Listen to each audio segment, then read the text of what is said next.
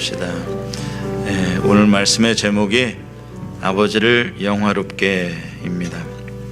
이것은 예수님께서 마지막으로 기도하셨던 기도의 아주 중요한 핵심입니다.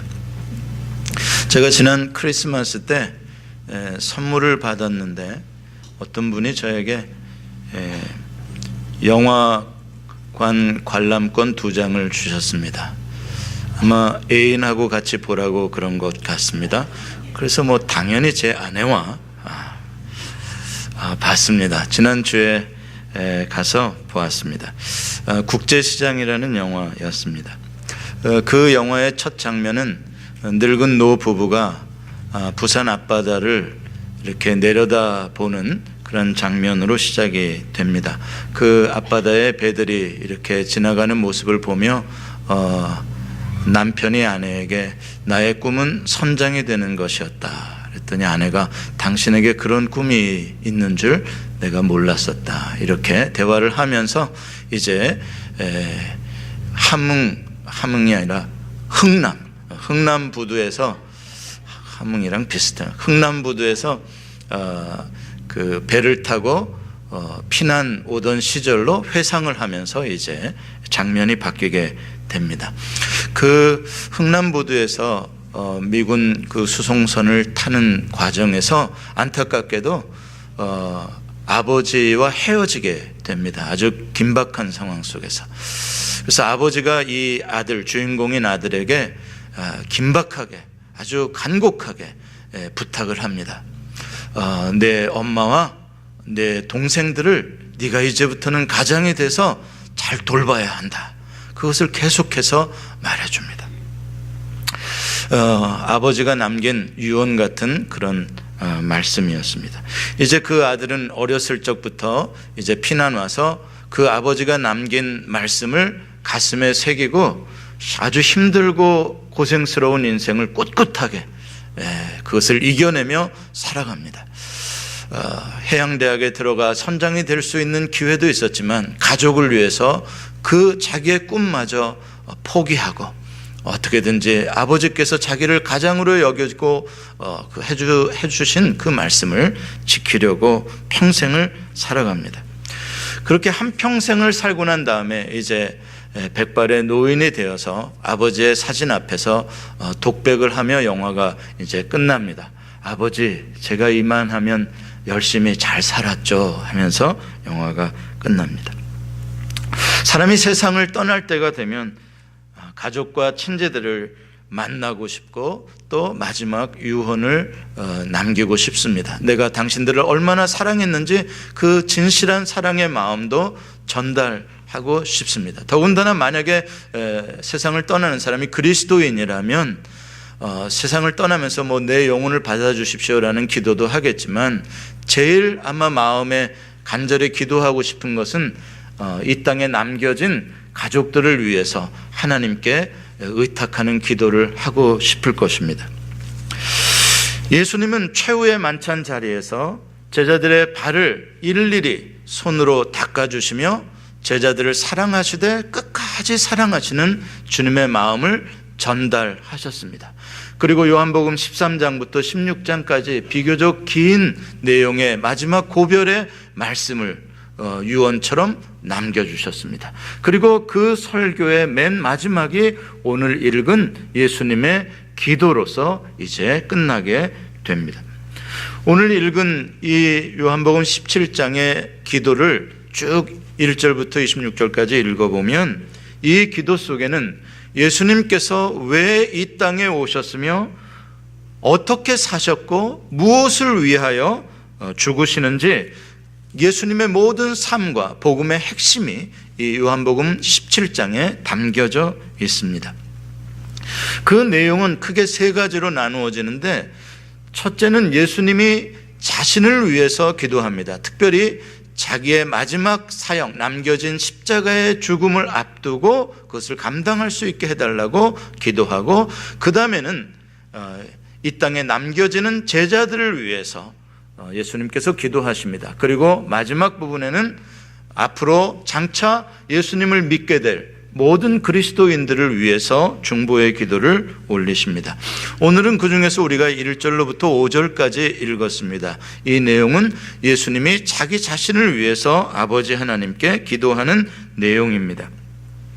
자, 오늘 본문 1절부터 5절까지의 핵심 단어가 무엇일까요? 여러분들 본문을 다 읽으셨는데 아주 제목이 또 올라왔으니까 대답을 잘 하셨어요. 핵심 단어 하나를 고르라면 뭐겠습니까? 영화롭게입니다. 영화입니다. 영화롭게, 영화라는 단어가 1절, 4절, 5절에 5번 반복해서 나오고 있습니다. glory, glorify라는 단어입니다. 영광, 영광을 돌리다라는 의미죠. 자, 이 영광이라는 것은 예수 그리스도를 알게 해주는 아주 중요한 핵심어입니다. 또 사도 요한이 예수 그리스도를 통해서 이 세상 사람들에게 들려주고자 했던 복음의 핵심이 바로 이 영광이라는 단어 속에 들어 있습니다. 영광이라는 단어의 사전적인 의미는 빛나고 아름다운 영예라는 뜻입니다. 가문의 영광, 우리 학교의 영광, 우리 고장의 영광 이렇게 하잖아요. 그래서 어떤 사람이 훌륭한 일을 해가지고 이름이 빛나고 아름다운 영예를 얻게 되면 그 사람만이 아니라 그 사람을 배출한 동네가, 가문이 함께 영광을 얻게 됩니다. 자, 그렇다면 성경이 말하는 영광이란 무엇일까요?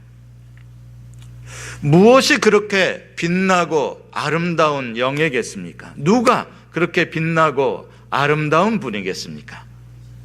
그렇습니다. 하나님이십니다. 성경에서 유일한 영광은 하나님이십니다. 하나님, 삼위일체 하나님 중에서도 대표격인 성부 하나님의 영광을 성경은 말씀하고 있습니다. 하나님은 그 본질과 존재 자체가 glory, 영광입니다. 갑옷. 야고보서 1장 17절에는 그 하나님을 빛들의 아버지다라고 표현합니다. The Father of Heavenly Lights, 하늘의 빛들의 아버지시다. 그래서 이 세상의 모든 참 영광은 오직 하나님으로부터만 내려오는 것입니다. 하나님이 빛의 근원이십니다.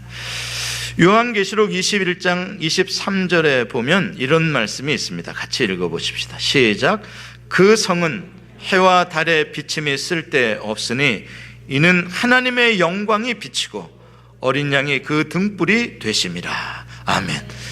장차 이제 새 예루살렘 성이 완성된 하나님의 나라가 임하게 될 텐데 그 성에는 해와 달의 비침이 쓸데가 없다는 것이에요. 그럼 무슨 빛으로 그렇게 환하냐? 바로 하나님의 영광으로 비춰진다는 거예요. 예수 그리스도 어린 양이 등불이 되신다는 거예요. 여러분, 태초에 하나님께서 빛이 있으라 하십니다. 그래서 온 우주의 빛으로 가득하게 되는 창조가 일어납니다. 이 빛은 햇빛도 아니요 별빛도 달빛도 아닌 빛입니다. 그게 바로 하나님의 임재로 온 우주가 충만해지는 하나님의 영광의 빛인 것입니다. 이와 같이 하나님 자신이 영광이시기 때문에 하나님이 임재하시는 곳에는 우리가 볼 수 있는 가시적인 영광, 글로리, 빛이 보이게 되는 것입니다. 예를 들어서 하나님께서 성막의 지성소 속에 이제 임재하시는 날에 하나님께서 빽빽한 구름과 함께 임재하십니다. 그것을 쉐키나의 구름이라고 하죠. 하나님의 임재, 하나님의 영광의 빛이 너무 크기 때문에 구름으로 그 영광을 사람들의 보지 못하도록 가려주는 것입니다. 그래서 성막 위에 떠 있는 구름, 그게 바로 하나님의 영광의 임재를 가시적으로 보여주고 있고, 밤에는 그 구름이 불기둥으로 바뀌어서 사람에게 보이게 되는 것입니다.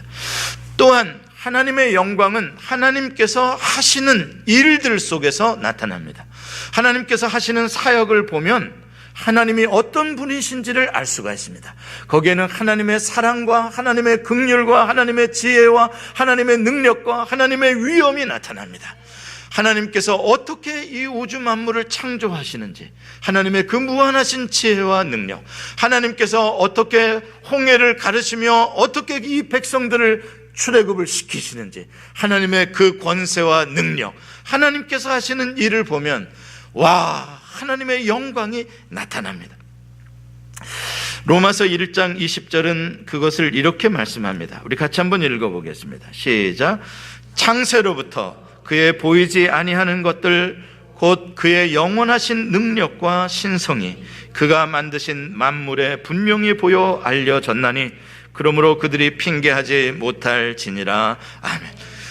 창세전부터 보이지 아니하는 하나님의 것들, 그게 뭡니까? 하나님 안에 있는 영광입니다. 그것이 만물을 통하여 피조세계를 통하여 나타났다라고 말씀합니다. 그렇습니다. 하나님께서는 창조의 사역만이 아니라 이 세상의 모든 역사를 통하여, 이 세상의 특별히 구원의 역사를 통하여 하나님의 본질이신 영광을 나타내셨습니다. 자, 그렇다면 여기서 여러분들에게 질문을 하나 드리죠. 하나님께서 그동안 나타내신 인류 역사의 모든 영광들 가운데 가장 하나님의 영광을 크게, 확실하게, 분명하게 나타나신 사건은 무엇일까요? 예, 할렐루야.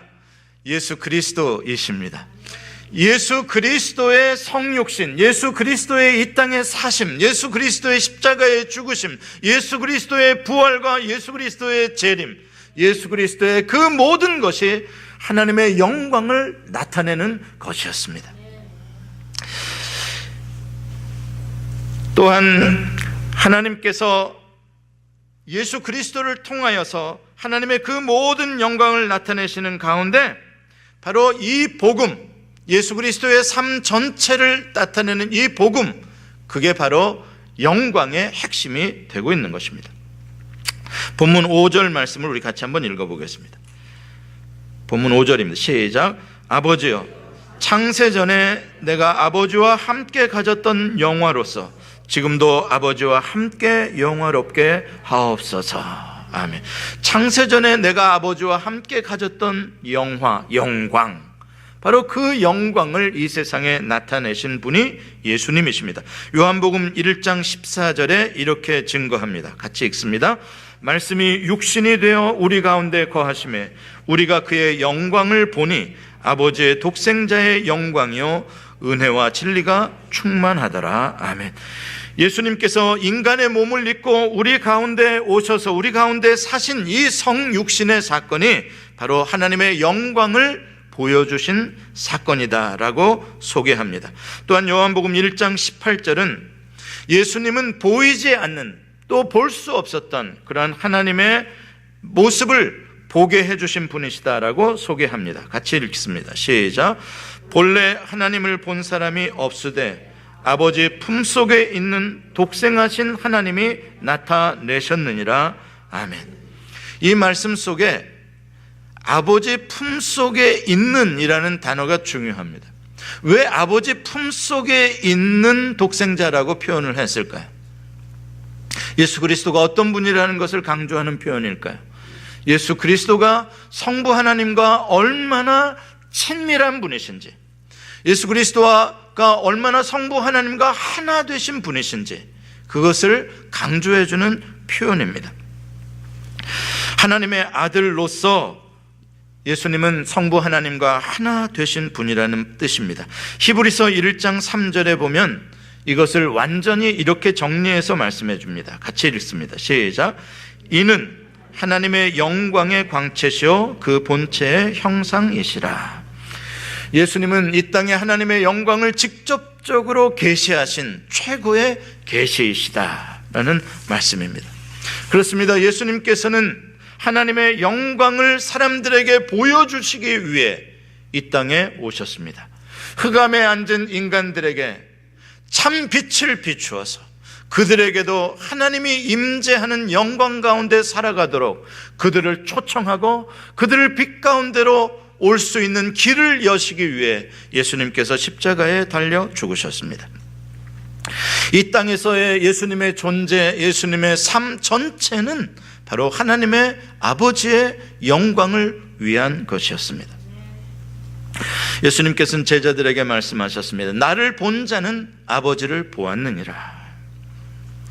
자, 그렇다면 그 중에서도 예수님께서 모든 삶을 통하여 아버지의 영광을 나타내셨는데 그 중에서도 가장 하이라이트, 최고로 영광을 나타내신 사건은 무엇이겠습니까? 그것은 바로 십자가의 죽으심입니다. 예수님은 이 십자가의 죽음을 목적지로 삼고 그 십자가의 길을 걸어 오셨습니다. 본문 1절에 때가 이르렀사오니 라는 말이 나옵니다. 때가 이르렀다. The time has come. 여기서의 때, the time은 무엇입니까? 예수님이 십자가에 달려 죽으시는 때를 말합니다. 예수님께서 사역하실 때 아직 내 때가 이르지 아니하다라는 표현들을 쓰셨습니다. 공생의 초반이나 중반이나 그런 표현들을 쓰셨습니다. 아직 내 때가 이르지 아니하였다라고 할 때 그때는 예수님께서 마지막 십자가에 달리실 때를 언제나 바라보시고 하셨던 말씀입니다. 예수님은 이 십자가의 죽음을 통해서 아버지 하나님의 본질과 마음을 가장 확실하게 나타내고자 하셨고 그것이 곧 예수 그리스도 성자를 이 땅에 보내신 아버지의 뜻이었습니다. 요한복음 3장 16절은 이렇게 말씀합니다. 같이 읽습니다. 시작. 하나님이 세상을 이처럼 사랑하사 독생자를 주셨으니 이는 그를 믿는 자마다 멸망하지 않고 영생을 얻게 하려 하심이라. 아멘. 예수 그리스도를 주심을 통하여 무엇을 나타내십니까? 성부 하나님의 사랑의 마음을 이처럼 사랑하신다는 것을 나타내고 있습니다. 아버지의 영광이 나타나는 것입니다. 바울은 로마서 5장 8절에 이렇게 말씀합니다. 같이 읽습니다. 시작. 우리가 아직 죄인 되었을 때 그리스도께서 우리를 위하여 죽으심으로 말미암아 하나님께서 우리에 대한 자기의 사랑을 확증하셨느니라. 예수 그리스도의 죽으심을 통하여 하나님 아버지의 마음속에 있는 사랑의 빛을 확실히 우리에게 보여주셨다는 것입니다. 이제 예수 그리스도를 바라보면 그 사랑의 빛 앞에 모든 사람들은 거꾸러지게 되는 것이죠. 그 사랑의 빛 앞에 소망을 얻게 되는 것입니다. 자, 그런데 여기에 한 가지 문제가 있습니다. 한 가지 문제가 뭐냐면 죽음으로써 하나님의 영광을 나타내신다라는 것입니다. 하나님의 영광을 나타내는 것은 좋은데 동의할 수 있는데 그 방법이 별로 달갑지 않은 방법이란 말씀입니다. 38년 된 병자를 예수님께서 말씀으로 고치셨습니다. 하나님의 영광이 나타났습니까? 안 나타났습니까? 하나님의 영광이 나타났죠. 그렇죠? 표적이잖아요. 하나님의 영광이 나타났어요. 나면서부터 맹인으로 태어난 자가 예수님에 의해서 치료를 받았습니다. 하나님의 영광이 나타났습니까? 안 나타났습니까? 나타났죠. 그래서 그 영광을 보며 예수를 나의 메시아, 나의 주라고 그 발 앞에 엎드렸잖아요. 구원을 받았잖아요. 자, 예수님께서 죽은 나사로를 나흘이나 된 자를 살려내셨습니다. 그럼 하나님의 영광이 나타납니까? 안 나타납니까? 나타났죠. 나사로가 살아남을 통하여 네가 믿으면 하나님의 영광을 보리라. 하나님의 영광이 나타났습니다. 예, 이렇게 하나님의 영광이 나타나면 얼마나 멋있습니까? 얼마나 보기도 좋습니까? 오병이어로 5,000명이 먹고도 남는 이러한 기적들이 일어나면 하나님의 영광이 얼마나 신납니까? 보는 사람도 체험하는 사람도 그 영광 속에 있고 싶고 예수님도 참 좋으실 텐데 왜 최고의 영광이 십자가에 달려 죽으심으로써 나타나야 한다는 말입니까? 십자가가 뭔데요? 십자가는 영광이 아닙니다. 십자가는 수치의 상징입니다. 십자가는 죽음과 절망의 상징입니다. 모욕의 상징입니다. 실패의 상징물입니다. 십자가를 지는 자들은 영광이 아니라 모두 다 어두움입니다. 그런데 왜 십자가에 죽으시는 것이 하나님의 영광을 나타낸다는 말입니까? 어느 누가 이 세상의 모든 저주를 한 몸에 받는 그 십자가를 영광이라고 생각하고 기꺼이 그 십자가를 지려고 하겠습니까? 이것이 바로 예수님의 길을 따라가는 그리스도인들의 고민입니다. 오늘 본문 1절에 그 십자가를 바로 목전에 두시고 예수님께서 어떠한 마음을 갖고 계셨는지 그 기도의 내용을 보면 우리가 예수님의 마음을 알 수가 있습니다. 우리 1절 말씀을 같이 한번 읽어보겠습니다. 시작.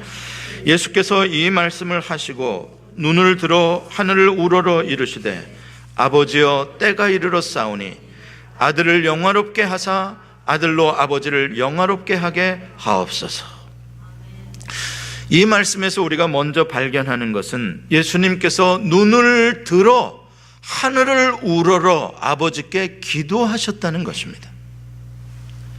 십자가를 지시기 위해서 하나님을 바라보셨다는 것입니다. 여기에 바로 아버지 하나님께 영광을 돌리는 삶의 비결이 있습니다. 예수님은 언제나 자기를 이 땅에 보내신 아버지의 뜻에 초점을 맞추고 사셨습니다. 이 세상의 모든 유혹과 이 세상의 공격들에 초점을 맞추지 않았습니다. 육신의 연약함에 초점을 맞추지 않으셨습니다. 예수님은 언제나 아버지 하나님을 바라보았습니다. 예수님께서 공생애를 시작하실 때 40일 동안 광야에 들어가서 바로 아버지 하나님의 말씀, 아버지 하나님의 마음과 뜻에 모든 초점을 맞추셨습니다. 공생애의 삶을 사실 때에도 새벽 미명의 날마다 아버지 하나님을 바라보셨습니다.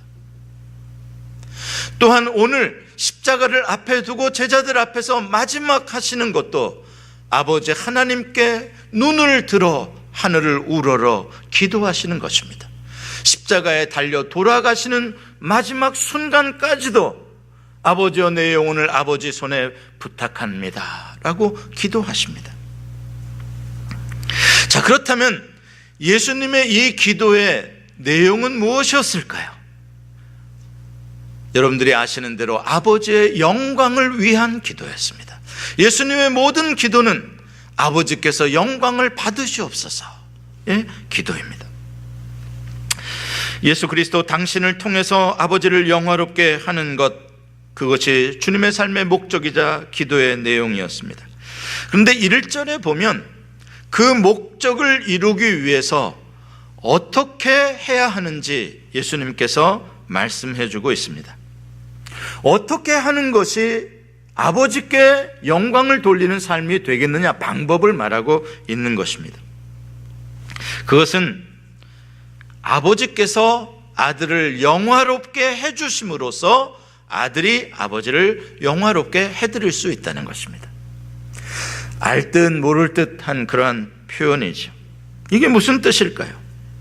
아버지께서 예수님을 영화롭게 해주신다는 것이 무슨 말인가요? 그것은 바로 예수님께서 십자가에 달려 돌아가시는 일입니다. 예수님은 십자가에 달려 돌아가시는 일을 영광이라고 생각했습니다. 영광의 때 인자가 이미 영광을 받았느니라. 예수님은 그것을 영광이라고 생각했습니다.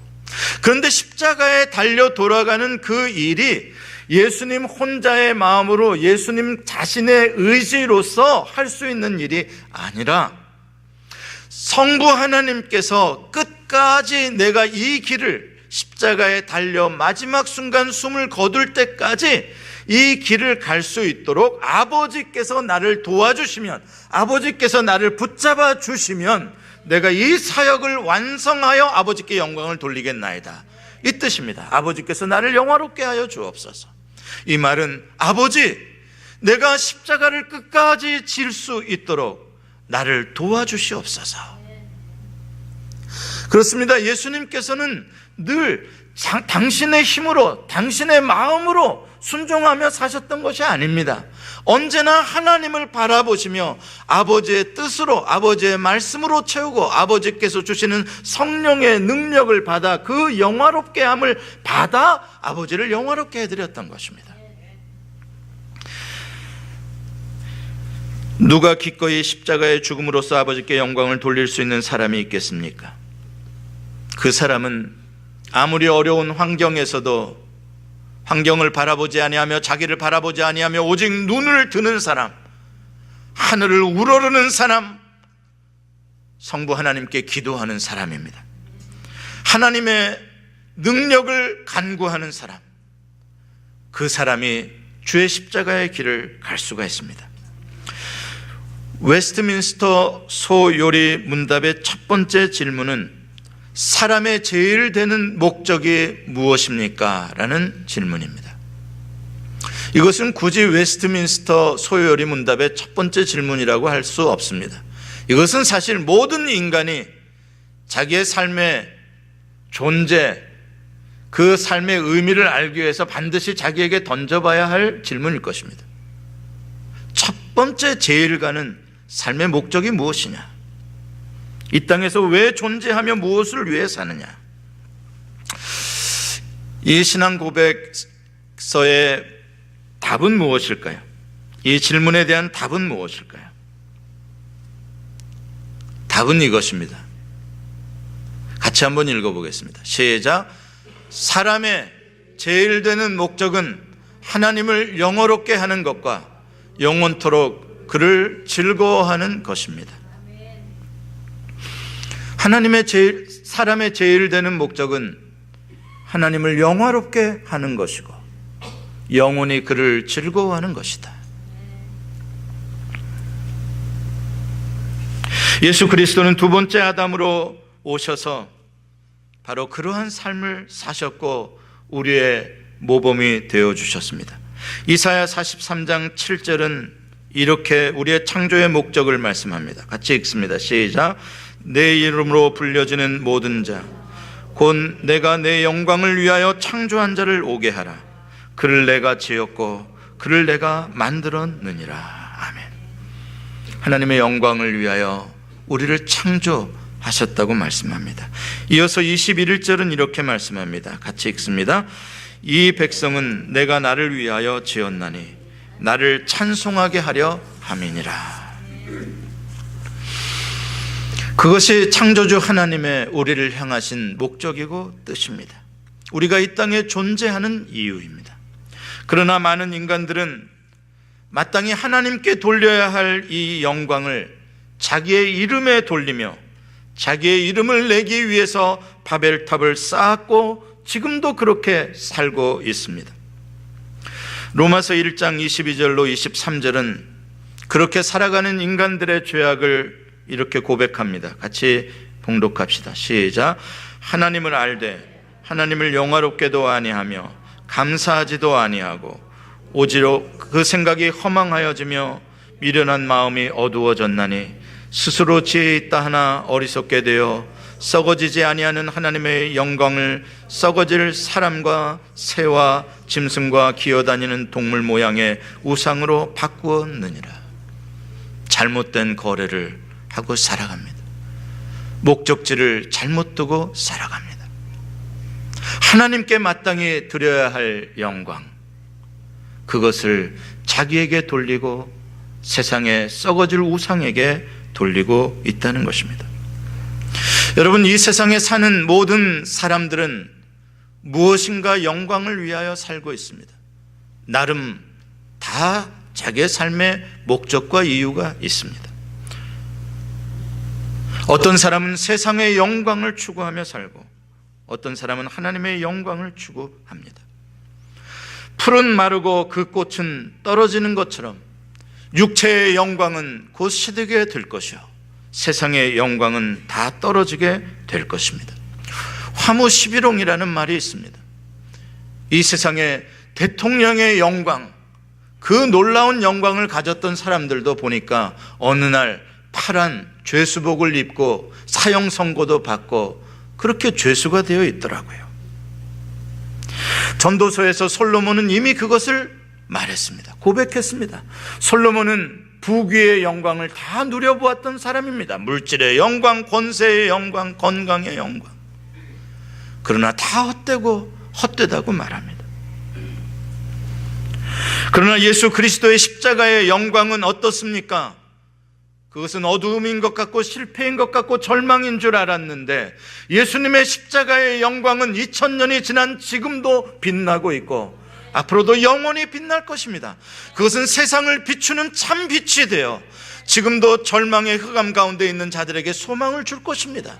지금도 아프리카와 이 세계의 가난한 가운데 절망하고 있는 사람들에게 누가 비춰지고 있습니까? 예수 그리스도가 비춰지고 있습니다. 그들이 소망을, 생명을 그 빛 가운데 찾고 있습니다. 그것이 십자가의 예수 그리스도의 복음의 영광입니다. 그러나 하나님의 영광을 위하여 살아가는 것은 우리의 의지와 힘만으로는 불가능합니다.